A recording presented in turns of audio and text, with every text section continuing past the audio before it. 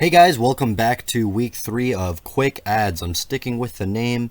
It seems kind of weird, but at any rate, we're going to go through and go with my waiver ads, waiver pickups, whatever you want to call them. We're going to go through my week 3 picks. Go ahead and get started. Keke Osborne. We mentioned Keke Osborne in the last video. If you look at the 3 receivers for the Minnesota Vikings and their stats next to each other, take away the touchdowns because Adam Thielen does have 3 touchdowns.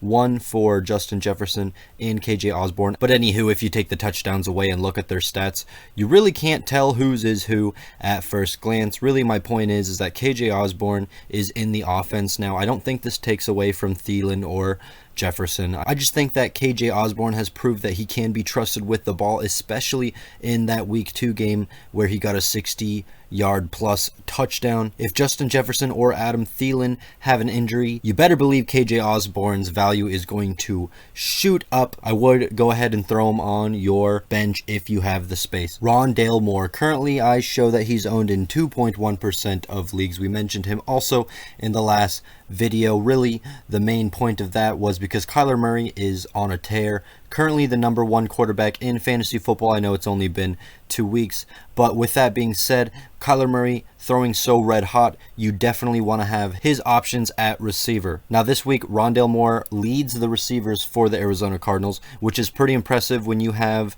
the likes of DeAndre Hopkins and Christian Kirk on that team as well. Rondale Moore has made a name for himself. I expect the Arizona Cardinals to score a lot and often.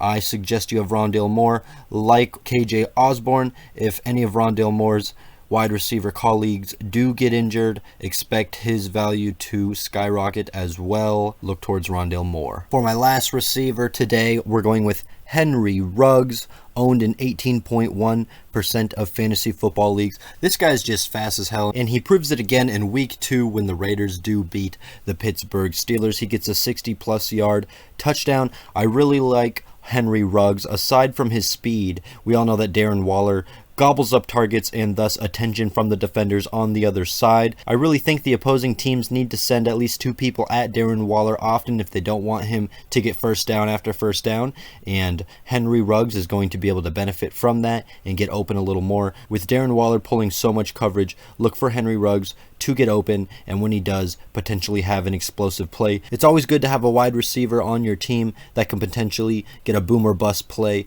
and win you the week if you do need it. Henry Ruggs currently sits in the top 25 wide receivers. The Raiders look like they are a competitive team this year so far. Their offense is looking strong. Henry Ruggs should be added to your teams. We have Sony Michel. I feel like injuries happen so fast in the NFL and you just have to be ready, and in this case it's with Darrell Henderson Jr.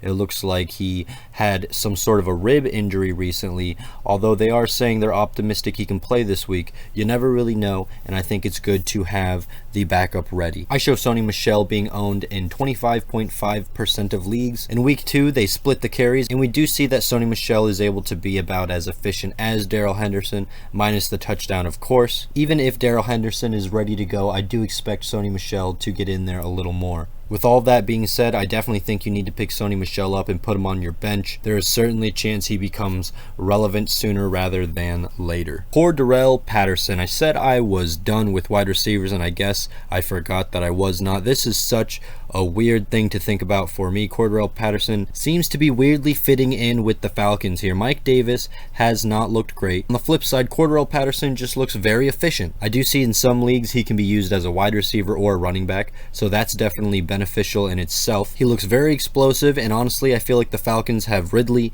they've got Pitts, and then they've got Cordarrelle Patterson, and that's really the only things on the Falcons that look worth mentioning as far as the offense goes. With Cordarrelle Patterson's current stats, I believe it puts him top 20 in wide receivers and top 10 in current running backs for the 2021 fantasy football season. I know it might not feel right, but I really think that Cordarrelle Patterson is worth picking up and putting on your bench. Last but not least, I'd like to bring up Sam Darnold. Now, I feel like Sam Darnold has a pretty good position. Let me explain. Starting with the Carolina Panthers defense, they do look pretty legit to me so far, and if that's true, then Sam Darnold should get a lot of chances to get the ball back and make some plays. On top of that, I feel like Christian McCaffrey assists with Sam Darnold in that he won't be tempted to make as many mistakes. Christian McCaffrey is an option on every play. If things go wrong, give him the ball, throw it to him, throw it in his direction, you should be fine. I really feel like Sam Darnold has a decent floor this year. I show him as currently sitting at number 11 for quarterbacks, and I honestly like him to stay within the top 12 throughout the season. It'll be interesting to see. Sam Darnold has a lot of options. We did talk about Christian McCaffrey, DJ Moore, Robbie Anderson. We see Terrace Marshall Jr. coming into play. And just this week, he throws a touchdown to Brandon Zylstra, so we can see that he is getting comfortable in moving the ball around. I think he could be worth picking up and stashing if he is available.